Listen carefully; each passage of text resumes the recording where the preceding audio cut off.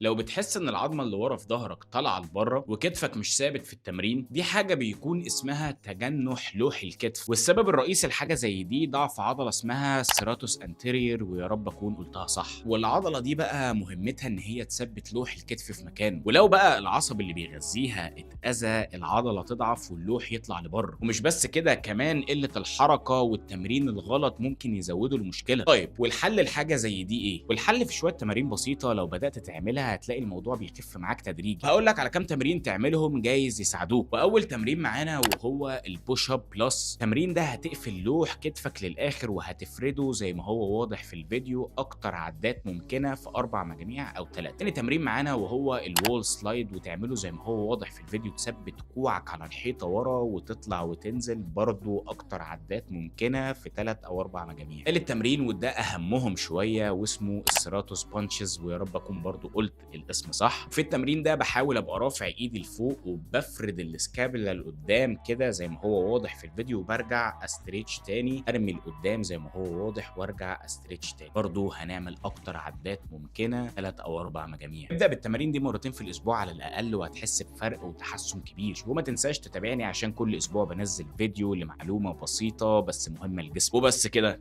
سلام.